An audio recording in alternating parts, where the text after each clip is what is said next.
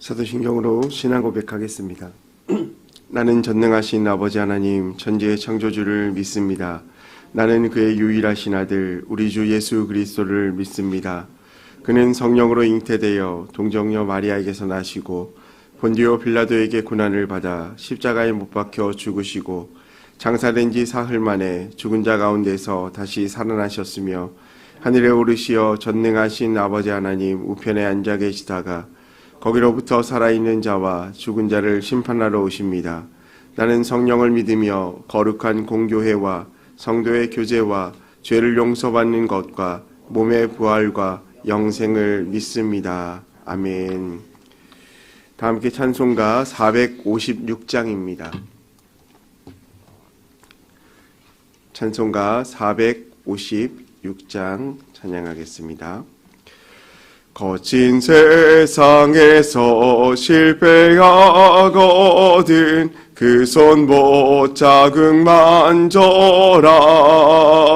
고된 일하다가 힘을 얻으리 그 손 못 자극 만져라. 그 손 못 자극 만져라. 그 손 못 자극 만져라. 주가 널 지키며 인도하시리. 그 손 못 자극 만져라. 내가 어둠 속을 걸어갈 때에 그 손 못 자극 만져라.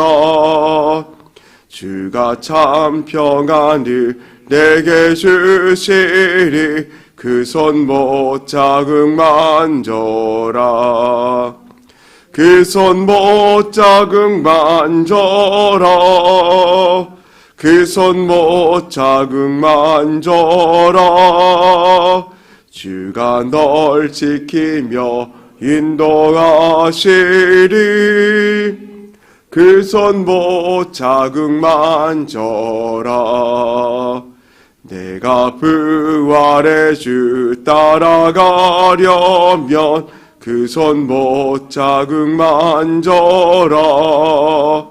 내가 주 안에서 길이 살리라. 그 손 못 자극 만져라.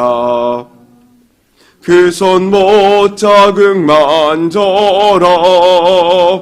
그 손 못 자극 만져라. 주가 널 지키며 인도하시리. 그 손 못 자극 만져라. 너의 죄악의 짐 무거울 때에 그 손 못 자극 만져라. 마음 문 열고서 주를 모셔라. 그 손 못 자극 만져라. 그 손 못 자극 만져라. 그 손 못 자극 만져라. 주가 널 지키며 인도하시리. 그 손 못 자극 만져라. 아멘. 오늘은 공동체 성경 읽기 로마서 14장 말씀입니다.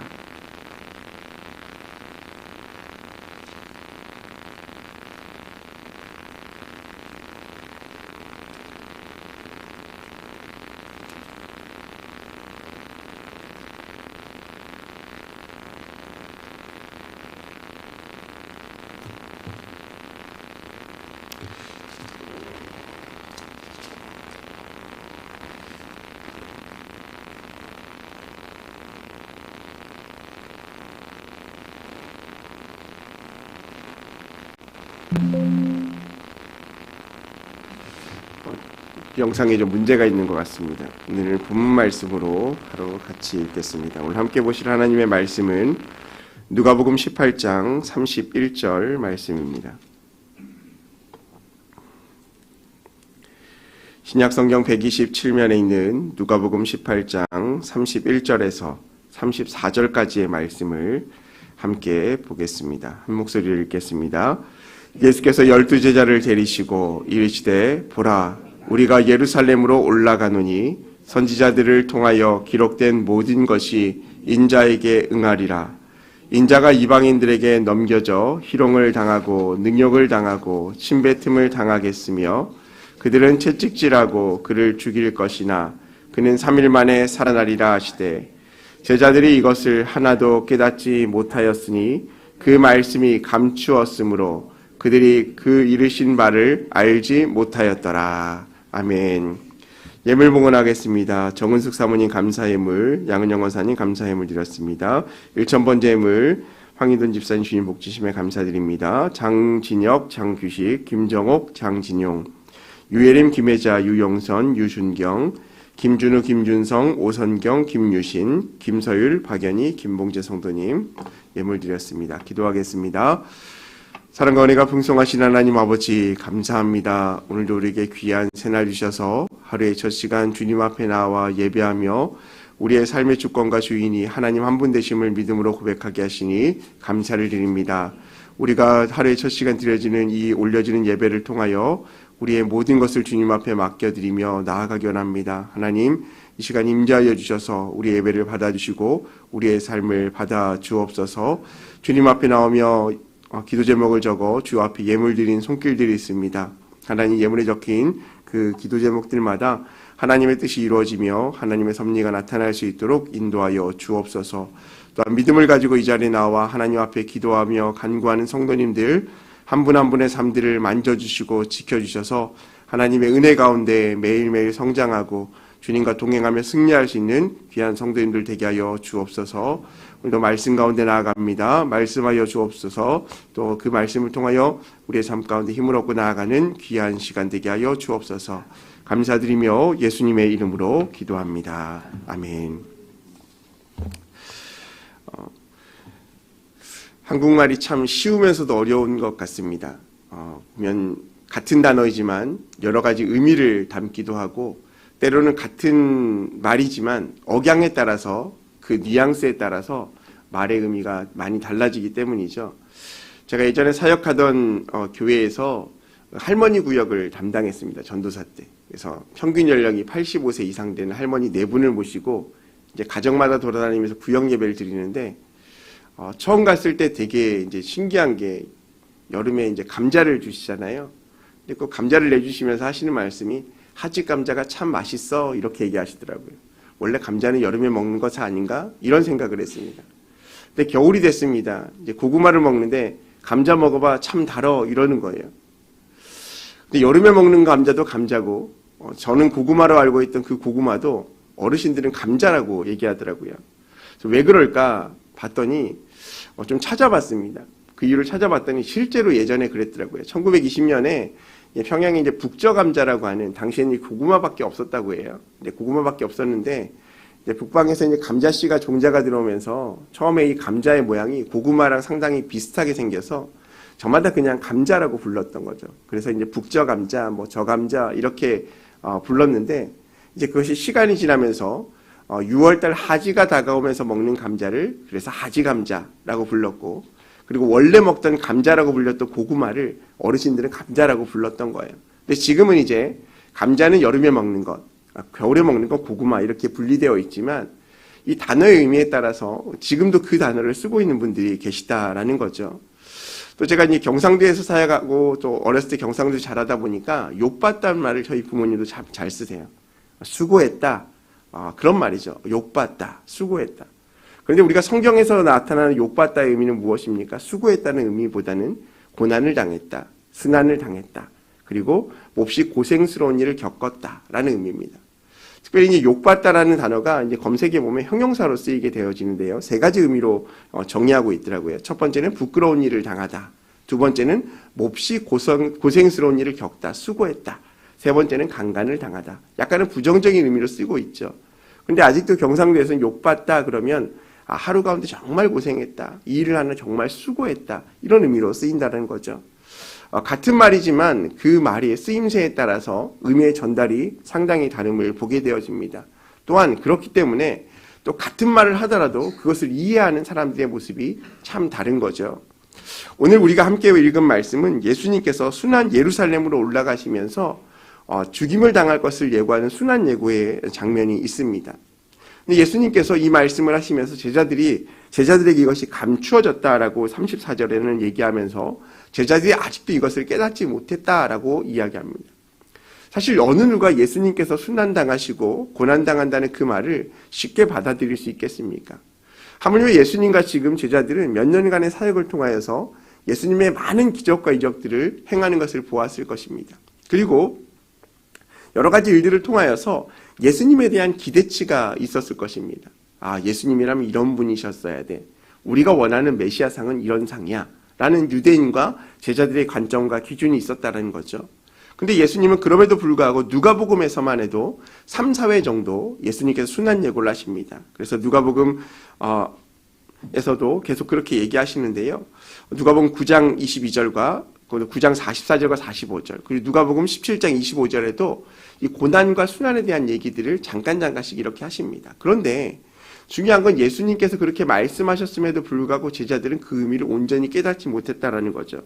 더욱이 오늘 18장 31절 말씀부터 또 한 번에 더 얘기를 하면서도 예수님께서 말씀하시기를 제자들이 이것을 하나도 깨닫지 못하였고 이 말씀이 아직은 감추어졌다라고 말씀하고 있습니다.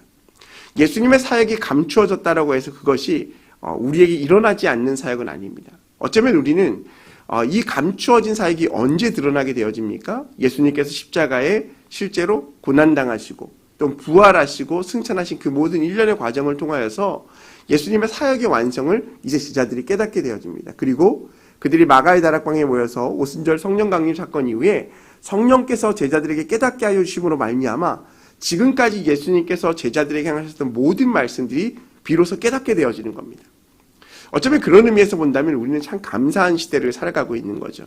왜냐하면 이미 예수님께서 이 땅 가운데 오신 목적을 알고 있고 행하셨던 일들을 이미 알고 있으며 또한 이미 예수님을 믿음으로 말미암아 내 안에 계신 성령님께서 우리가 말씀을 읽고 기도할 때마다 그 성령의 깨우침으로 말미암아 하나님의 뜻을 미리 알 수 있으니 우리는 어쩌면 그 시대의 제자들보다 더욱더 복된 삶을 살아가고 있는 사람이다라고 말할 수도 있을 것입니다.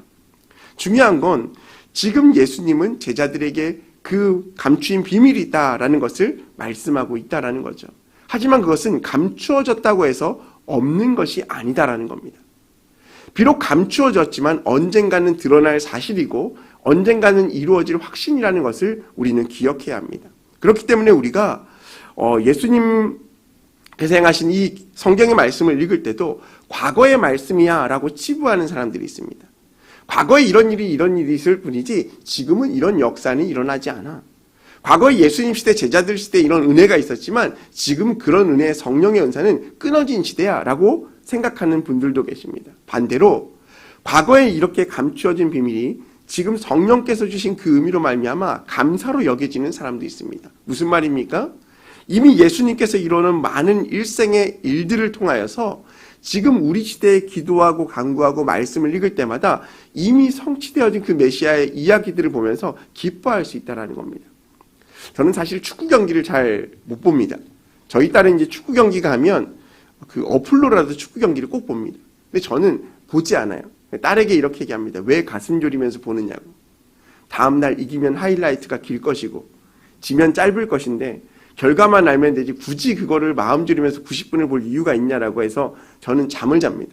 근데 아이는 그것을 막 봐요. 근데 여러분 축구 경기가 그냥 실시간으로 시청될 때는 가슴 졸이면서 봅니다. 골을 넣을까 먹을까 기뻐하기도 하고 안타까워하기도 합니다. 그런데요.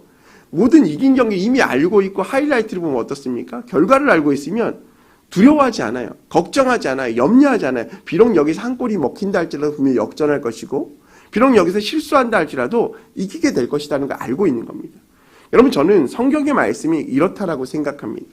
이미 성취되어진 말씀. 예수님께서 이미 기록하시고 성취하시고 또 이 기록된 말씀을 통하여서 지금 미래의 시대, 이 시대에 예수님이 오실 그날을 기다리는 우리에게 이미 승리의 말씀을 주셨기 때문에 우리는 더 이상 세상을 살아가면서 불안하고 염려하고 걱정하지 않아도 된다는 사실입니다. 왜냐하면 비록 믿음의 사람들에게도 시험과 환난과 고난은 닥친다 할지라도 예수님께서 말씀하신 것처럼 실제로 성취하신 것처럼 그 예언 역사의 말씀이 우리 가운데 승리의 말씀으로 오실 것이기 때문에 그렇습니다. 그렇기 때문에 우리는 우리의 생각과 시각으로 예수님을 판단해서는 안 됩니다. 지금 나의 삶의 모습이 이렇다고 해서 예수님이 없다 있다, 지금 나의 고난의 문제가 있다고 해서 하나님을 원망해도 된다, 이런 문제가 아니라 비록 나의 삶은 지금 이렇지만 하나님께서 이런 나의 삶을 통하여서 온전히 회복시키시고 온전히 주의 길을 인도하실 거라는 믿음의 확신이 우리에게 있어야 한다는 것입니다. 저는 중고등부 학생들과 욥기 말씀을 계속 아침마다 묵상하는데요. 큐티를 매일 하고 이제 조금씩 몇 줄씩 올리거든요, 학생들이. 근데 올리는데 매일 똑같아요. 왜냐하면 지금 욥이 계속 고난당하는 시간이에요.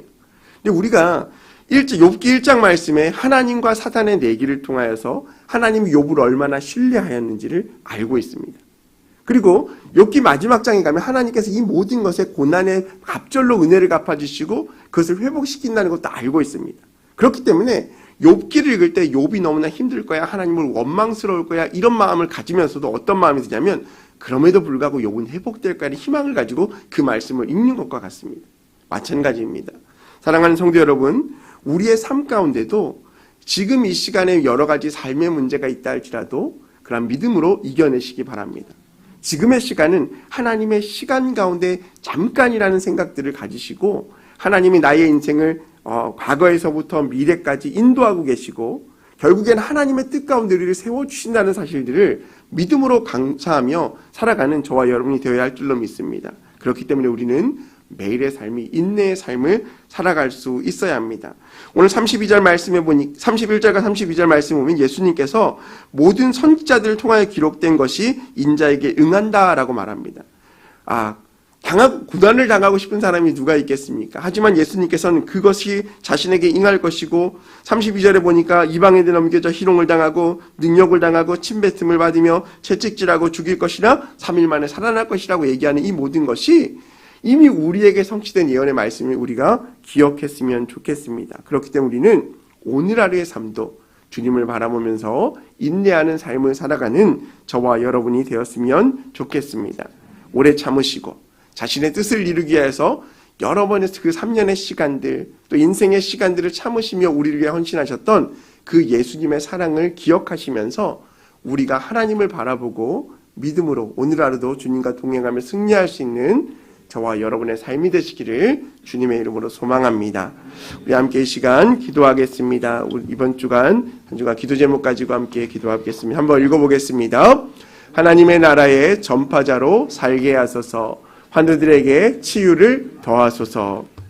또한 우리 교회에 많은 환우분들이 있습니다. 건강을 위해서 기도해 주시고 또한 육신의 질병뿐만 아니라 영적인 질병 가운데 있는 지체들 주님께서 은혜로 치유하여 주시고 또 우리의 삶의 모든 기도 제목을 담아 주님 앞에 간구하며 나아갈 때에 우리의 삶을 신실하게 인도하시는 그 하나님의 은혜가 우리의 삶을 은혜로 덮고 남음을 기억하면서 우리가 함께 기도했으면 좋겠습니다. 더불어 우리 교회와 담임 목사님의 사역과 건강을 위해서도 함께 우리 기도합시다. 주여 삼창하시고 기도하겠습니다. 주여, 주여, 주여. 할렐루야. 사랑과 은혜가 풍성하신 하나님 아버지 감사합니다. 오늘도 우리에게 새날 주셔서 주의 말씀 가운데 나아가게 하여 주시고